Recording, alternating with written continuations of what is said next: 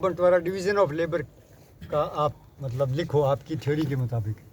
मैंने उसमें एक बात लिखी थी शुरुआती कि आदमी ये समझता है कि काम तो मैं करता हूँ, यानी श्रम डिवीज़न केवल मानव जाति कर रही है। इसका मतलब है कि इस ब्रह्मांड के अंदर दूसरे जीव जानवर या मिट्टी या हवा पानी जो भी पूरे ब्रह्मांड में असंख्य जो चीज़ें हैं वो तो कोई काम ही नहीं करते।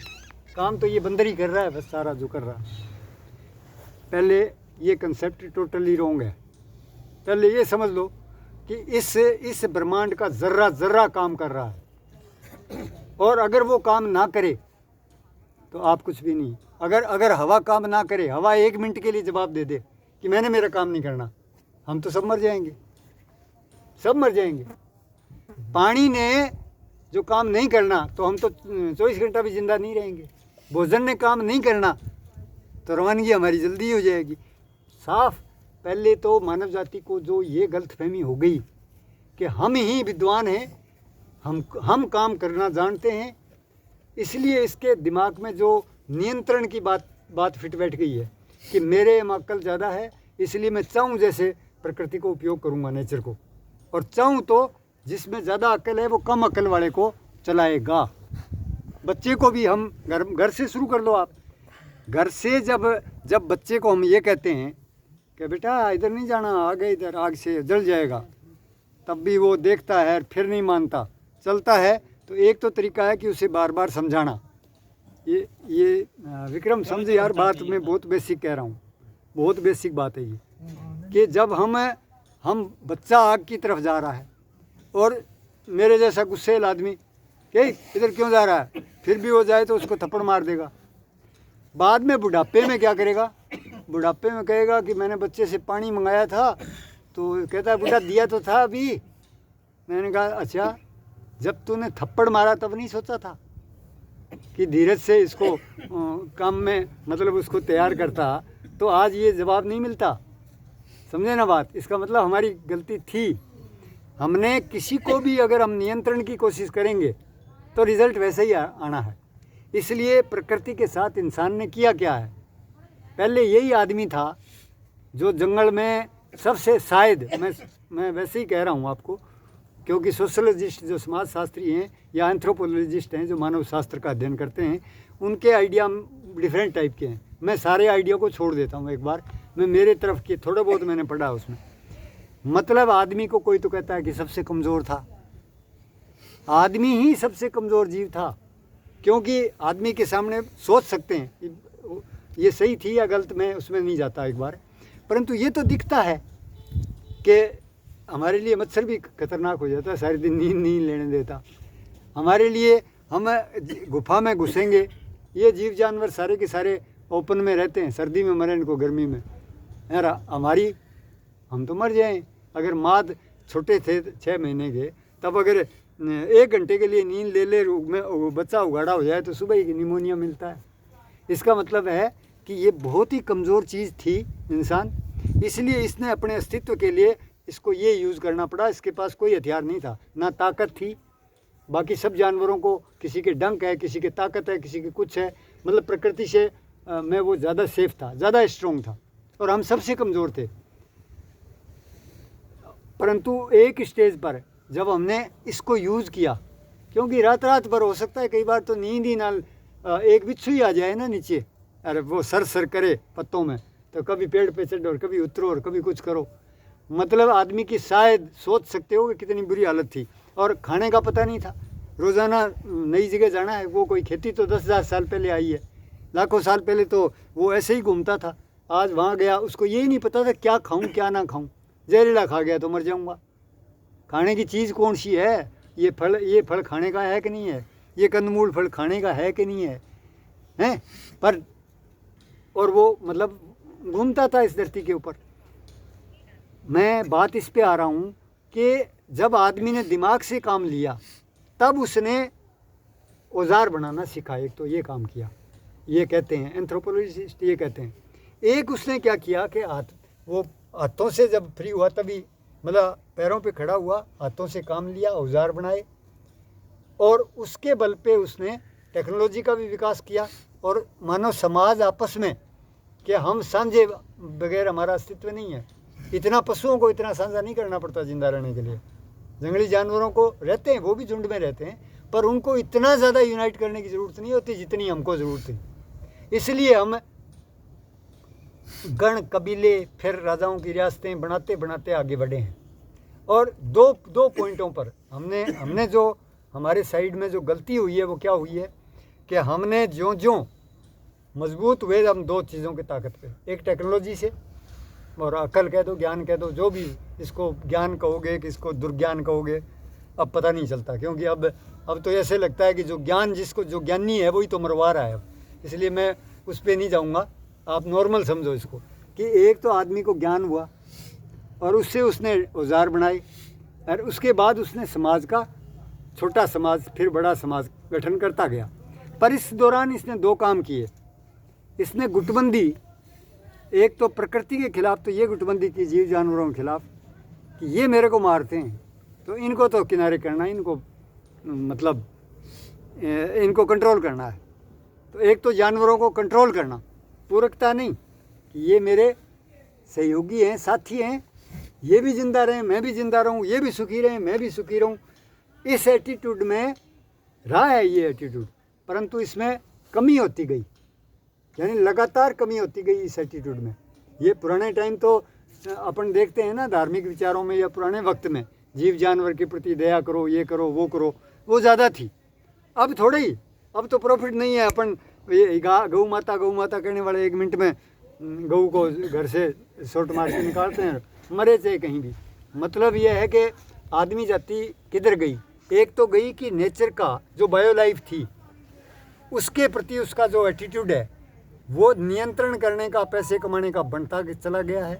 200 साल बाद ये औद्योगिक पीरियड में तो हद ही कर दी है कि इसको कुछ नहीं दिखता, इसको केवल मैन केंद्रित इतना हो गया है। और इतना और एक पहलू और है, एक पहलू तो ये है कि नेचर के जो जीव हैं उनके साथ पूरकता का इसका संबंध जो है कमज़ोर होता गया है।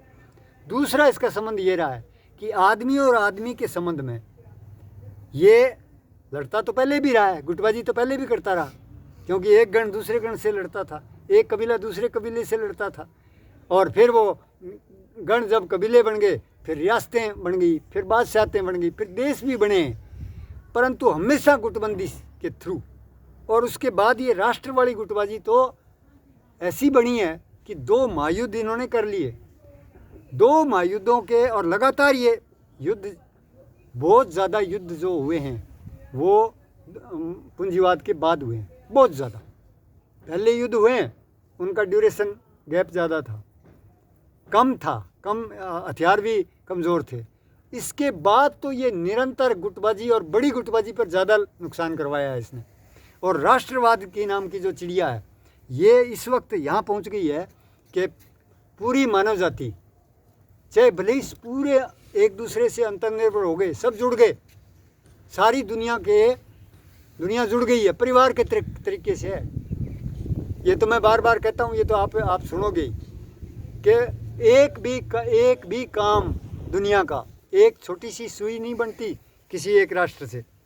हम इतने दुनिया आपस में जुड़ी हुई है, परंतु उसके बावजूद राष्ट्रवाद नहीं छूटता इनसे। और इस राष्ट्रवाद ने अब क्या स्टेज क्रिएट कर दी कि कोविड आ गया। इस दौरान यानी आदमी जाति ज्यों व्यक्तिवाद पर इतना जोर गया इसका कि इसका जो चरित्र है, सराफ साहब ने तो कह दिया कि इसका चरित्र भैया साझा और निजी सिक्के का जैसे पहलू होता है ना, ये दोनों एक साथ, ये बायोसोशल है। बायोलॉजिकली हम अलग रोटी खानी पड़ती है, हमें किसी मित्र से को नहीं खिला सकते, परंतु जो भी चीज़ हासिल करेंगे वो अकेले नहीं हासिल कर सकते। वो समाज ने अनाज पैदा किया है तब हमें खाने को मिला है, हमने नहीं किया। कपड़े हमने नहीं बनाए, मोबाइल हमने नहीं बनाया। मतलब कहने का ये है कि पूरी मानव जाति एक परिवार है। अब तो सीधी हो गई, डायरेक्ट हो गई, पहले तो इनडायरेक्ट थी। पुराने टाइम में कंसेप्ट था कि सर्वत का भला हो, अब सर्वत का भला नहीं, मैं मेरा भला करूं। और मेरा भला किससे जुड़ गया?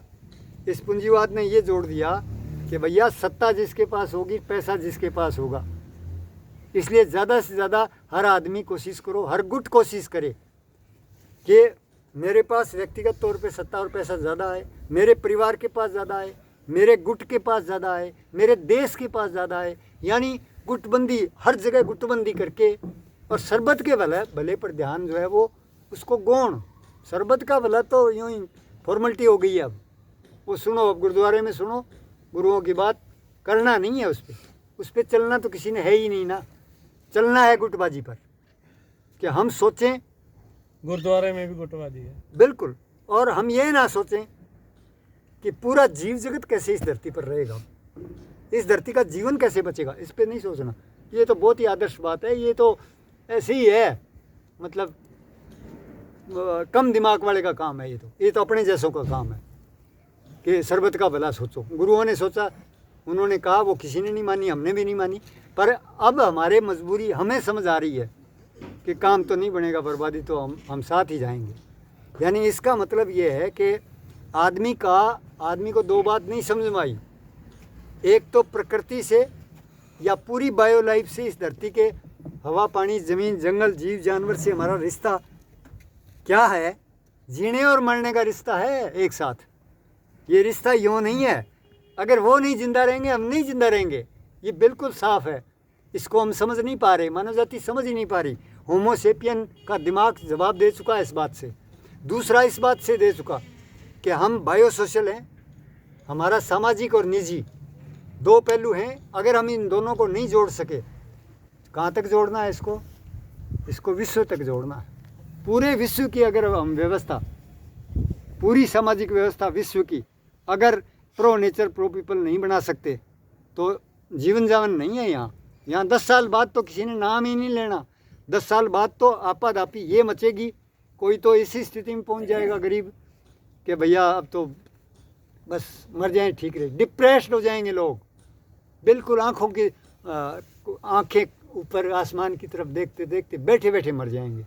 और कुछ को ये जो भी अगवा जिनको कह रहे हो वो जहर के इंजेक्शन लगा देंगे, बहुत आसानी से भी मार देंगे।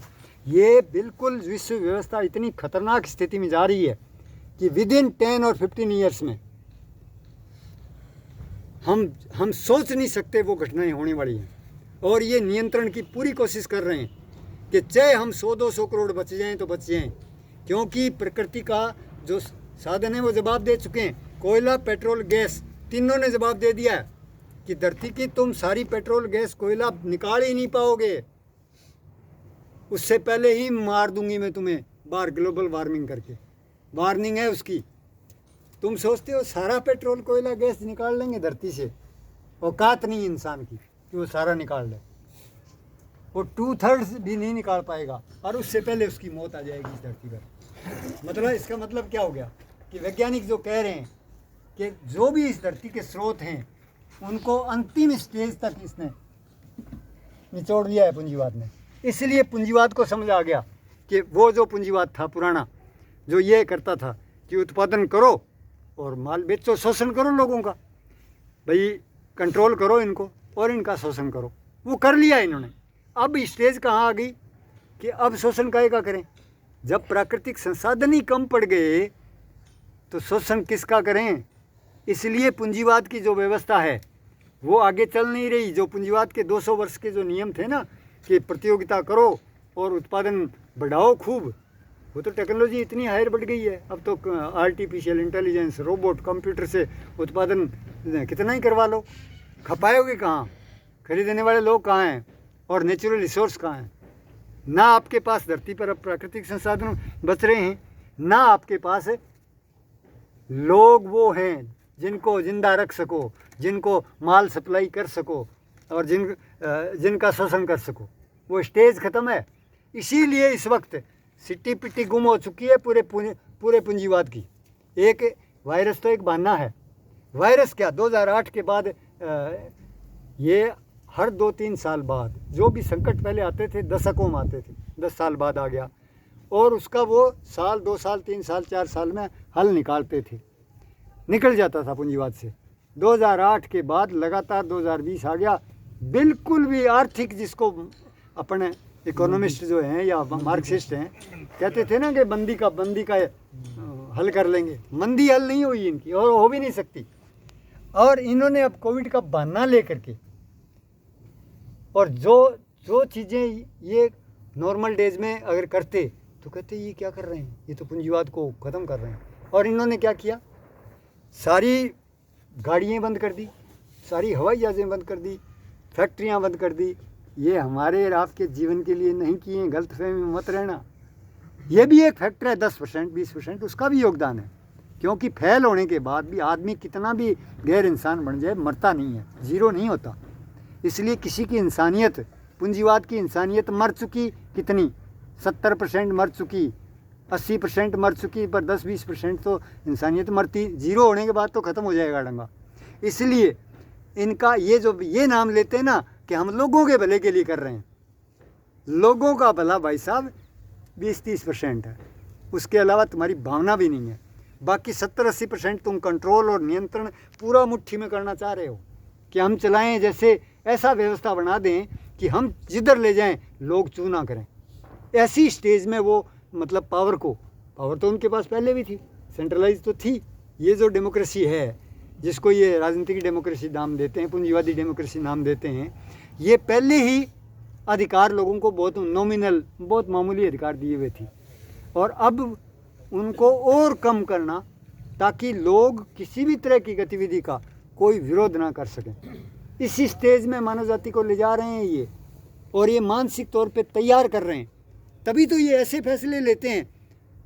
एक जना खड़ा होता है, कहाँ संविधान में लिखा है कि एक प्रधानमंत्री जो है वो बिना जनता को इन्फॉर्म किए, बिना कैबिनेट को, बिना रिजर्व बैंक को, बिना संसद को पूछे बिना नोटबंद कर सकता है रात के टाइम। और उसका ना खिलाफत कोई पॉलिटिकल पार्टी करती, ना संसद करती, ना कैबिनेट करती, ना कोई दुनिया के कॉरपोरेट करते। ये क्या अधिकार है, ये कैसे ले लिया प्रधानमंत्री ने, और ना जनता करती। यानी इन्होंने, हमारे राजस्थान में कहावत है कि किसी को अगर मुंह में दांत हाथ फेरो, देखो कि दांत हैं कि नहीं, दांत नहीं है तो ये बटका तो भर नहीं सकता, यानी ये कुछ नहीं कर सकेगा। तो इन्होंने हाथ फेर फेर के देख रहे हैं ये, तभी तो ये कोविड आया। बोले ताड़ी बजाओ, थाड़ी बजाओ, मतलब वो काहे के लिए, अपने वोट टेस्ट करने, लोगों की अक्ल टेस्ट करनी है। क्या लोगों को चाय जैसे नचा सकते हैं, क्या लोगों को चाय जैसे फूट डाल सकते हैं, खेमाबंदी कर सकते हैं, और और हम फिर कुछ भी करते चले जाएं और लोग उसको स्वीकार करते चले जाएं। इसी स्टेज में सारी पॉलिटिकल पार्टियां एक हैं इस मुद्दे पर। इन्होंने कोविड के टाइम पहले तो इतना कहा कि कोविड इतनी खतरनाक चीज़ है, और उसके बाद जब बिहार के चुनाव आए तो विपक्ष ने तो फॉर्मेलिटी करी। एक बार विपक्ष ने फॉर्मेलिटी के तौर पे कहा था कि कोविड का आया हुआ है, आप अभी चुनाव मत कराओ, राज तो आपका ही है भाई। बीजेपी और यही सेम आपका चीफ मिनिस्टर नीतीश ही तो राज कर रहे थे। तो उन्होंने कहा 1-2 साल ठहर जाओ जब तक कोविड है, उसके बाद चुनाव कराना। ये विपक्ष ने कहा, पर केवल फॉर्मेलिटी में कहा। ये और सुन लो बात। और उसके बाद क्या होता है, चुनाव डिक्लेयर हो जाते हैं और लाखों की संख्या में भीड़ करते हैं इनको बेशर्मों को, और कोई इनको ये नहीं पूछता कि नीच, तुमने पूरे जिस टाइम मतलब कोविड नहीं था उस वक्त तुमने बंद करके लोगों को किस तरह से मजदूरों को जो है भूखे मारा है, उस वक्त तो भूखे मारा, और अब तुम खुलेआम चुनाव करवा रहे हो। और मतलब कितनी गतिविधियां इन्होंने की हैं।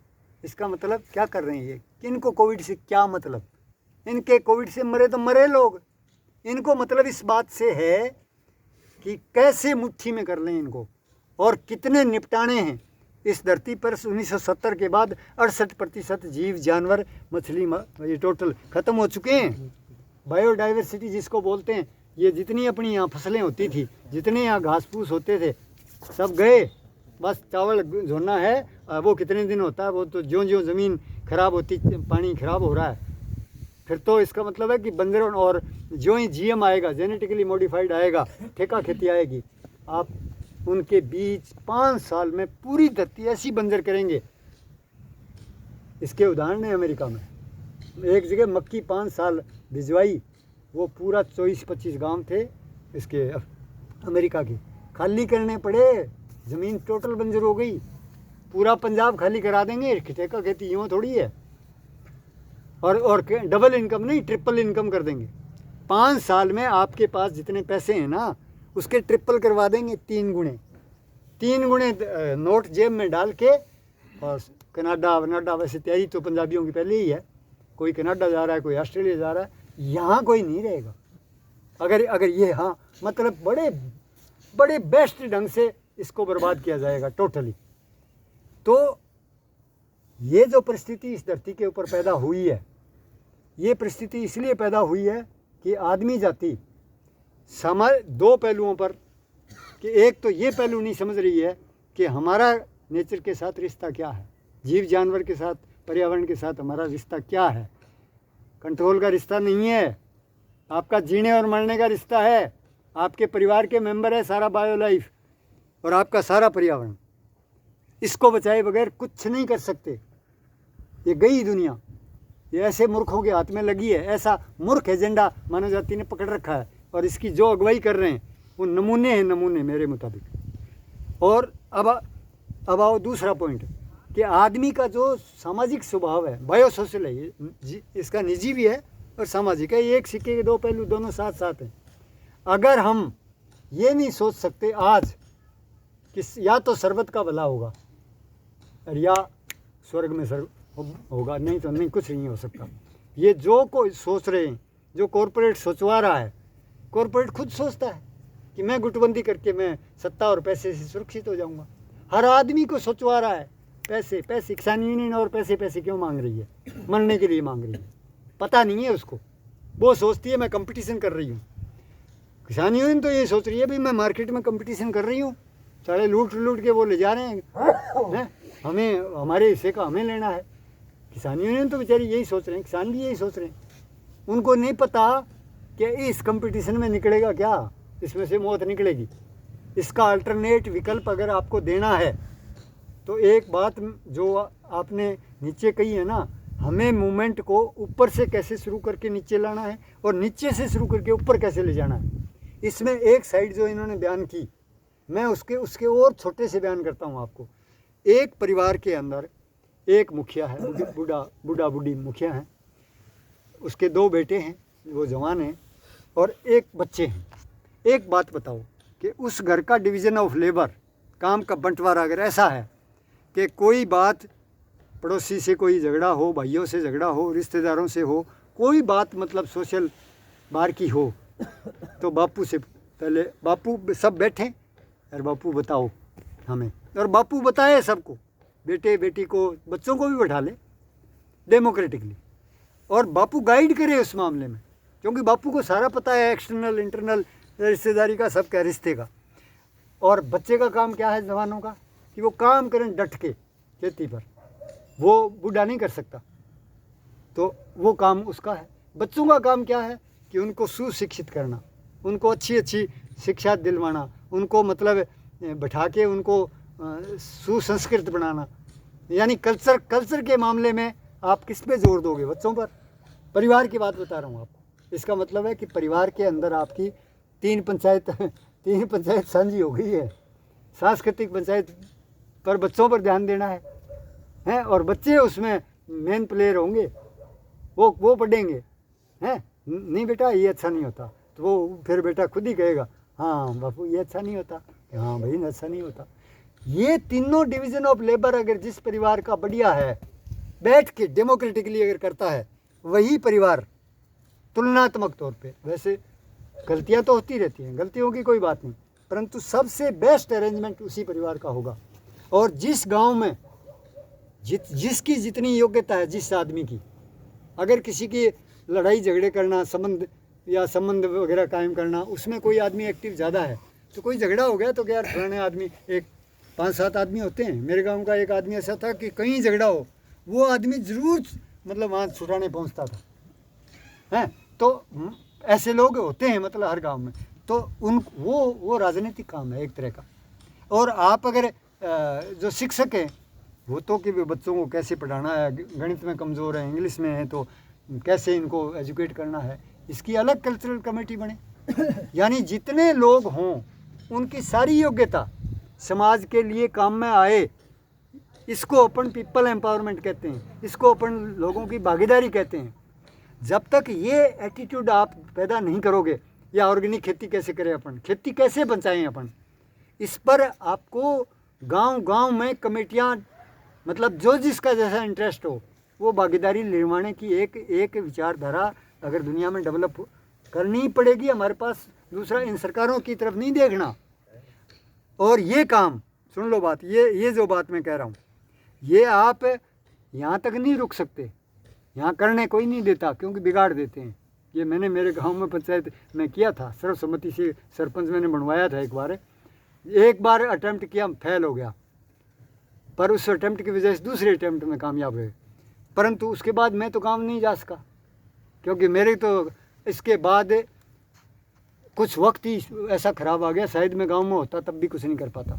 उसके बाद उस आदमी ने जिसने सर्वसम्मति से गांव में ये काम करवाए, अलग अलग कमेटियां बनाई, उसने कोई भ्रष्टाचार नहीं किया।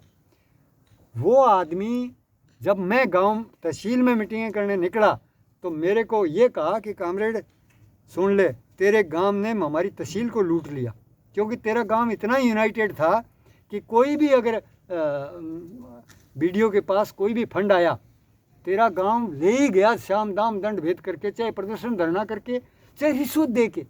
और रिश्वत किसने? सरपंच ने नहीं दी, गांव की कमेटी बन के ही चुपचाप बोला 5 गाँवों को मिलेगी 200 गाँव में, तो अपने गांव को लानी है पहले। तो बोला धरने पर तो सफल नहीं होंगे, तो क्या करना है? बोले इसके पैसे दो। गांव ही फैसला कर रहा है रिश्वत दे के, और पड़ोसी गांव जो है रोता रह जाता है, बड़ा गांव है तब भी। मतलब कहने का ये है, मैं एक बात साफ है कि आपका मूवमेंट कहीं से भी स्टार्ट करो, जहाँ से कर सकते हो, रुक नहीं सकता। इसकी ये जंग ऊपर की तरफ चलेगी। जो गांव में कमेटियां बनाओगे वही आपको तहसील में, वही आपको ज़िले में, वही देश में और वही दुनिया में एक साथ बनाने का आपको नारा देना है, एक साथ दुनिया में।